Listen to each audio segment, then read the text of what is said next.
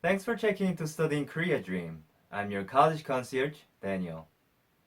Before you watch this video, don't forget to like, subscribe, and turn on the notifications. Today, I'm going to go over the 2020 GKS Application Guidelines for graduate degrees to prepare for the 2021 GKS application. And at the end of the video, I'm going to tell you how to increase the chance of you being selected for the 2021 GKS program. So please watch this video till the end. Now, let's take a look. I'm going to skip the program objectives. Let's take a look at number 2. 1,276 candidates were selected last year. And I'm sure that for 2021 GKS program, the selecting candidates will be similar. Among 1,276, the embassy track quota for general applicants was 606 general candidates from 145 countries, 20 overseas Koreans from 18 countries, and 30 Korean language teaching professionals from 24 countries. If you apply through the embassy track, you must submit your applications to the Korean embassy in their respective countries of citizenship. What it means is, even if you're a Nepali living in Singapore, you must submit your application to the Korean embassy in Nepal. Once again, in Nepal, not in Singapore. And embassy track applicants must choose 3 universities from Type A and Type B universities. Please refer to the 64 designated universities last year.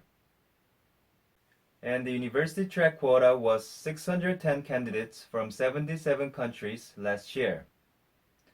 If you apply through the university track, you can only choose 1 university out of the designated universities from Type A and Type B. But in this track quota, it's divided into 2, general quota and regional quota. If you apply through the regional quota, you must select 1 from Type B universities. 2-2. 10 candidates from 155 countries that were invited to participate in the 2020 GKS program were selected for research program. There was no reserved quota per country, but they had to receive an invitation from universities before applying to this program. And the research program applicants had to submit their applications either to the Korean embassy in their home countries or to one of the 64 designated universities. 3-1. Here are the available Type A and Type B universities last year below. 3-2. For available fields of study, you can check the detailed university information on the GKS Notice section of the Studying Korea website. Number 4. Eligibility. 4-1. Nationality. All applicants and their parents must not hold Korean citizenship. And applicants and their parents who had previously held Korean citizenship must submit their renunciation document of Korean citizenship. 4-2. Applicants must be under 40 years of age as of September 1st, 2021 for 2021 GKS program. And academic professors who are under 45 years of age as of September 1st, 2021 must hold citizenship of one of the official development assistance countries. 4-3. Applicants must hold or must be expected to hold a BA, master's, or doctorate degree by August 31st this year. For example, if you're a doctorate program applicant, you must hold a master's degree or a level of education equivalent to a master's degree. Once again, the official degree certificate and final academic transcript must be submitted by August 31st this year. And prospective applicants who have obtained a BA, master's, or a doctorate degree in Korea are not eligible to apply.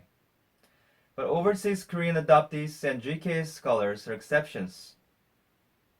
But if you had studied for student exchanges or other non-degree programs, you can apply for 2021 GKS Program. Please refer to this information below on how Korean language teaching professionals should prepare their documents. And if you are currently a GKS scholar and plan to apply for 2021 GKS Program, you can only reapply for a higher degree program once, and your overall grade point must be higher than 90%. And starting this year, active GKS scholars applying for 2021 GKS Program must hold a topic level 5 or 6 to reapply. 4-4. Applicant score must be 80% or above on a 100-point scale, and previous or active GKS scholar score must be 90% or above. 4-5. All applicants who pass the second round of selection must submit comprehensive medical checkup results to the NIIED. If not, they will be disqualified in the final round of selection. 4-7. Preference. If you can prove your outstanding Korean or English proficiency, you should definitely do.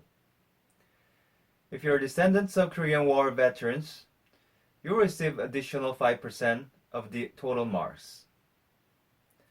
If you're from low-income families or underprivileged backgrounds, you'll be given preference. If you're confirmed to be the third generation or post-third generation overseas Korean, you will be given preference.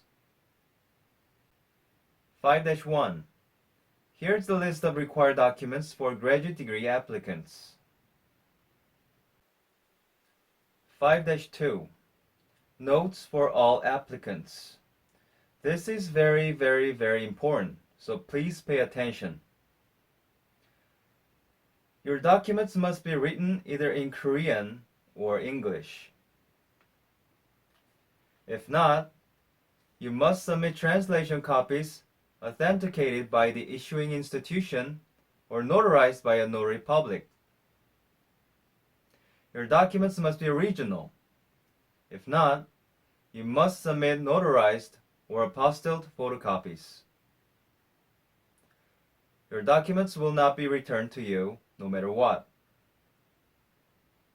Your application documents must be submitted in the order of the checklist. Each required document must be numbered and labeled on the top right corner. Please refer to page 1 of the application forms. You must receive 2 letters of recommendation from 2 different recommenders. And the letters must be sealed in an envelope and signed across the back flap. If not, it will be considered invalid. The easiest way to prove your citizenship and your family's citizenship is to submit passport copies because there's no need for notarization. 5-3. If you're an embassy track applicant, you must submit 1 set of original application forms and 3 sets of photocopied application forms. 5-4. If you're a university track applicant, you can submit 1 set of application documents. 5-5.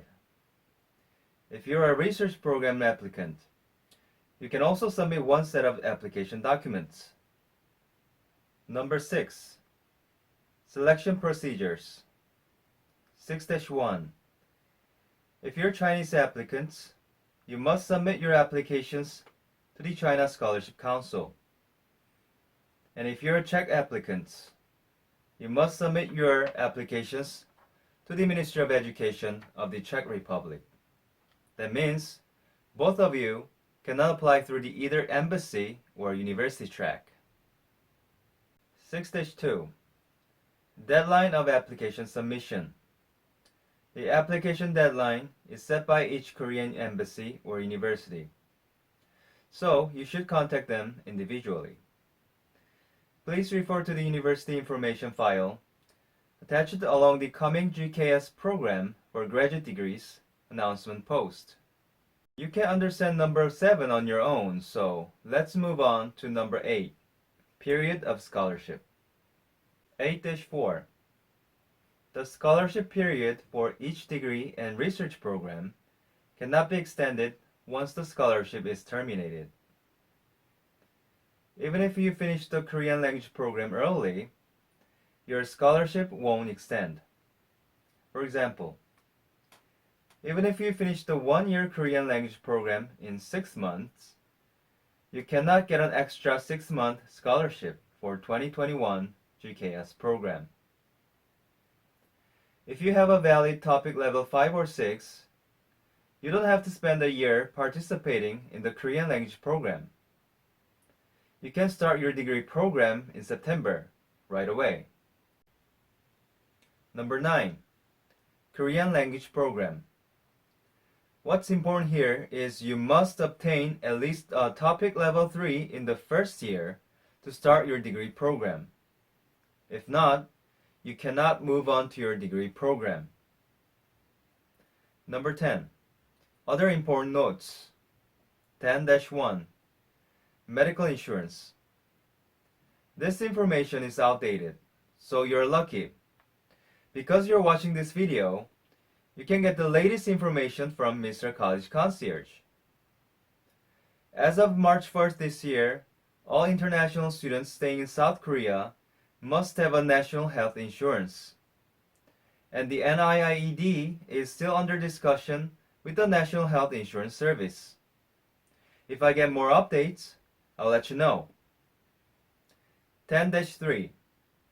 You cannot change or transfer to a different university once you get accepted for the 2021 GKS program. So please make sure to decide on where you're going to study. I'm going to skip number 11 because you can read number 11 on your own as well. Here's the Mr. College Concierge's tip for today. Number 1.